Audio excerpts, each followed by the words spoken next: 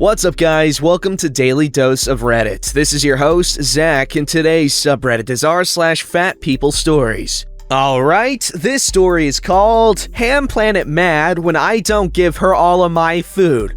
I feel bad for posting this because I don't like to out people / make fun of them too harshly, but this sub is always so entertaining to me, and this short story is kind of funny, so I want to add it. When I was in middle school, they made us go to one period for about a half hour where we would just relax, read a book, or do homework quietly. It was usually supervised by a guidance counselor, and the classes were relatively small, roughly 8 people. Since this class happened towards the middle of the day, I would often get a little peckish and pull out one of the snacks my mom packed for my lunch to quietly eat. It was usually something like a small bag of pretzels, some goldfish, or a couple of little cookies. Snacks that typically would serve one person. One day I saw Hammy, our story's brave protagonist, and the biggest girl in my grade. Wait, wouldn't that make her the antagonist? Wait, not because she's big. Oh no, I'm a fat phobe!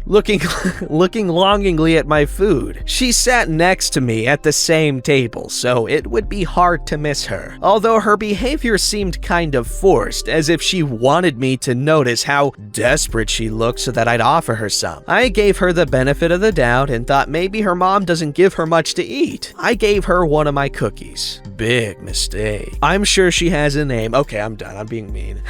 Hammy was not satisfied, and once she was done with that cookie, she was eyeing the other one. I was a little bit of a pushover in middle school because I wanted people to like me, so I gave her my other cookie. This was a first of a series of classes where Hammy would pressure me into giving her all of my snacks by making aggressive eye contact with me and weird hungry noises. Even after I gave her every last one of my snacks, she'd search my lunch bag with her eyes, ensuring there was nothing else left for her to consume. If I had noticed her, or pretended not to, she'd shift around and make noise until I did. I told my mom about it, partially out of frustration, but mostly because I thought it was hilarious, and she decided it might be a good idea to pack extra snacks so that Hammy wasn't taking all of my food. I arrived the following day, double loaded with snacks, 2 baggies of goldfish instead of 1. I was prepared. Hammy sat down excitedly, unaware I'd packed more than usual, but nonetheless ready for her feeding time. Hammy received her goldfish baggie, which she devoured with record speed, and I figured I'd satisfied the beast. Nope. Hammy immediately spotted my second bag and began making her typical whimpering noises, licking her lips, refusing to break eye contact with the fish. This time I decided I'd had enough. While I was usually a sucker for peer pressure, I was feeling particularly defiant that day, tired of sitting through hunger pangs. I rationalized that I was doing Hammy no favors by giving her all of my food. Hammy probably would have disagreed, and when the period ended, she gave me a dirty look before walking out of the room. I didn't give her any more food after that class, and for the rest of the year, she decided to sit on the opposite side of the room, glaring at me whenever our eyes met. For the record, I have no hard feelings towards Hammy. For the most part, she is a nice girl, maybe a bit annoying, but there isn't anything particularly vile about her. I feel kind of bad for her because she is extremely overweight and must know it, but she probably genuinely felt hungry. Maybe her mom had her on a diet or something, I don't know. It was a little obnoxious that she felt entitled to my food, but regardless, this isn't a hate post. I just thought it was really funny that she did this.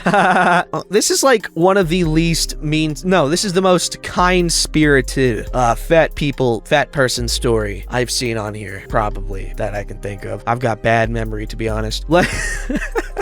Like, I'm sure some of you have noticed, but like, I'm pretty sure I've like read the same story more than once on this channel, like a few times. Not the same story a few times, but the same story like twice on multiple occasions. You know what I'm saying? Like, I've repeated stories, I'm pretty sure I have. All right, this story's called Helen, the worst roommate to ever be. Browsing this sub reminded me that I do, in fact, have one hell of a tale to tell, and it's about the saddest, most selfish human being I've ever met. Her name is Helen. I'm not using a fake name because this woman can go love herself for all the petty crap she did to me. This woman was easily 500 pounds. When I was 15, my mom reconnected with an old high school friend of hers. In the beginning, Helen was nice, but she complained constantly about her living situation. She made claims that the oldest daughter of her roommate was a vile bimbo that was out to get her. This turned out to be a lie. We liked her at first though, and my mom offered for her to stay with us for a few months until she got back on her feet. After all, we had an extra room we weren't using. What was the worst that could happen? A year goes by. This woman couldn't hold down a job after being fired from the newspaper for being too freaking lazy to come in and calling in sick all the time. She would find work, then quit after 2 days because she didn't think she was being paid enough. She steals food constantly. Worst of all, she is trying to be all buddy-buddy with me even though I'm 16 at this point. She took me on a day trip once, only to talk about sex the entire 3-hour drive home. I was mortified. This woman is in her 50s. She insisted on installing a bidet in our bathroom. Since she paid for it, we allowed it.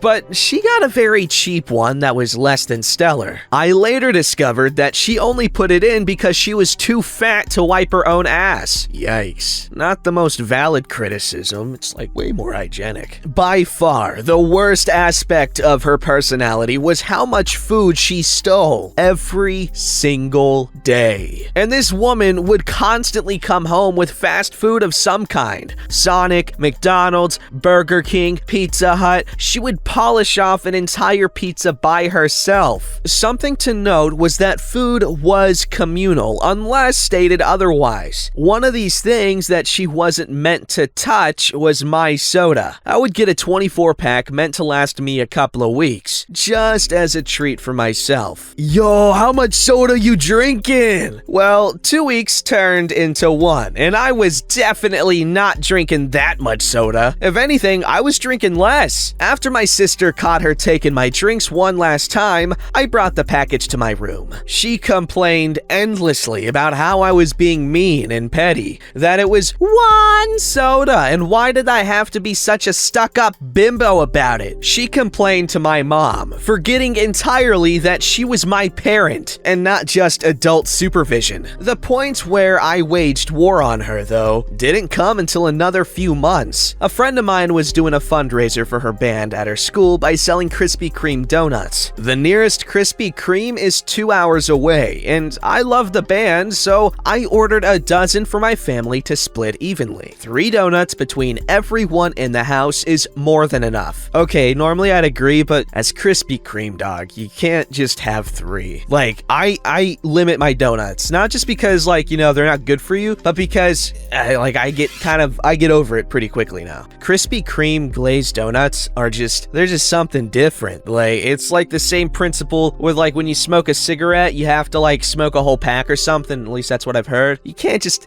yeah, anyway, sorry. I had 1 for breakfast before school, and when I returned, the box was gone. I asked my sister, I asked my mom. Neither had taken them. So that left 1 option, Helen. I began to screw with her stuff while she was out buying fast food. Her giant stash of candy hidden away in her dresser drawers, all in the trash. I shook dirt into her bed sheets. I unplugged her TV knowing that it would be a struggle for her to plug it back in if she wanted to watch her terrible shows again. Something to note was that we bought a separate type of milk, as Helen would drink all of ours and never replace it. We couldn't afford to buy 6 gallons a week, so we bought 1%. Helen only drank 2% milk and complained about buying her own, but it worked. I poured an entire gallon of 2% milk down the drain. Bye-bye! After this, she decided to give everyone the silent treatment. This was a blessing because she never shut her mouth unless she was using it to eat. When my girlfriend came to visit, she ignored her too. I had to reassure her that Helen was being a cooter and that she hadn't done anything to upset her personally. I continued to screw with her until she moved out. It was a glorious thing to witness this absolute vile woman have a breakdown over losing her food. Her not quite boyfriend at the time came to help her move out, and she spent the whole day complaining loudly about us. As one last screw you, she stole my mom's mattress topper in the midst of packing her stuff. We never got it back, but we did get that woman out of our house. Ew, victory! I'm so happy she's out of your lives, but I will say this, you gotta chill it with the pop, bro. 12 cans a week is a lot. That's like nearly 2 cans a day. It's 2 cans most days. I get it, man. That's why my cousin, he brought carbonated water. He got bubbly, so he would drink less pop. And it's effective. And it's not that great when it's not really cold, but when you get super, super cold carbonated water, it's so good. So good. One time we were going around Manhattan and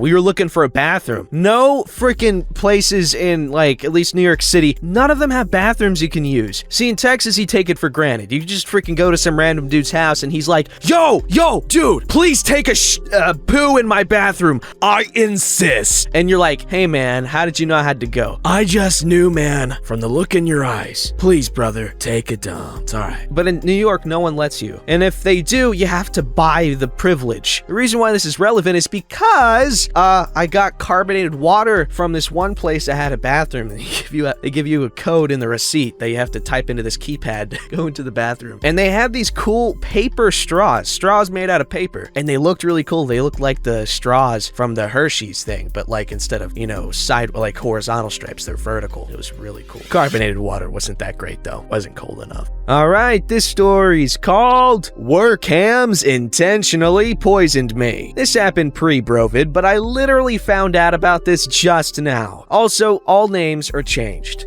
For their sakes. To preface, I have celiac disease. For those who don't know, it's an autoimmune disease where my body can't process gluten. If I have even the tiniest bit, I get really, really sick. My office has a lot of hams. There are 19 of us and 12 are obese or morbidly obese. I went from being about 10 pounds overweight to a healthy size due to making good food choices, and my ham-bony office mates really took notice. I would get comments when I didn't eat the donuts and cupcakes my ham coworker Ann left out for the office. They said I was being really mean by not having one. Even when I explained that they were full of gluten and would make me sick, they said, just take a bite so it doesn't feel bad. Like, no, that will definitely make me sick. Soon, there was a rumor going around that I had an eating disorder. One ham coworker even asked if I could wear baggy clothes because I made her uncomfortable. Deborah, one of the largest, was the meanest about it. She'd comment on my body saying I look too bony and say things like, it's not Halloween, nobody wants to see a skeleton in the office. And she'd always criticize my lunches, telling me I wasn't getting enough calories, and kept insistently offering me part of her enormous daily McDonald's feast. She'd literally have a Big Mac, large nugget box, large fry, and large soda. Like, what? Yoski, my broski. She just asked for a large Big Mac meal. It's not that crazy. It's not like she had to say, I want large fries and a large soda. Make sure they're both large because I'm large. It's not like that. When I'd say no, citing my celiac disease, she'd roll her eyes or make some derogatory comment. Okay, there she's stupid. Suffice to say, all of this did not make a great work environment. Back in March, a coworker had an office birthday party and everyone brought food and directed me to a plate of muffins and said that her and Deborah always felt bad about me never being able to eat anything, so they made these especially gluten-free for me. Aww, I was really touched that they would do that, so I loaded up with 3 muffins. The texture was really good. If anyone knows anything about gluten-free baking, is that most of the time, the texture really sucks, but these were just fantastic, so I ate them all. I also loaded up on some corn chips from the big communal bowl and was dipping it in the shared guac and pico. But after about 15 minutes, I started to feel very, very nauseous and ended up projectile vomiting all over the bathroom and myself. I was sick work for 3 days. I thought it was because people were eating gluten things at the party and then double dipping their chips, therefore getting gluten in the guac and pico. Today I was texting with another coworker and the party got brought up. She just said, "I can't believe what Deborah and Ann did to you. It was cruel." And I was like, "Wait, what?" She went on to explain that after I had gone home after puking all over myself, she overheard Deborah and Ann talking about how they thought I was faking celiac to get out of eating and that they didn't think the muffins would make me that sick. They only put half the amount of flour in the muffins. They thought I would be fine. Then they said I probably made myself throw up because I didn't want the calories. I suppose that answers the question why the texture of the muffins were so great. They had freaking gluten in them! I am literally fuming right now. I asked my coworker to text Deborah and Ann about the incident, so hopefully they'll admit to it over text, and then I can use that to frickin' press charges for aggravated assault and take their asses to HR. I'm done with their horse dookie. Yikes. Oh my god. Yeah, that's horrible what they frickin' did. If they were gonna do something like that, they should have at least, done, a second of research. Oi, oi. This is Snake. Do you read me, Otacon? Loud and clear, Snake.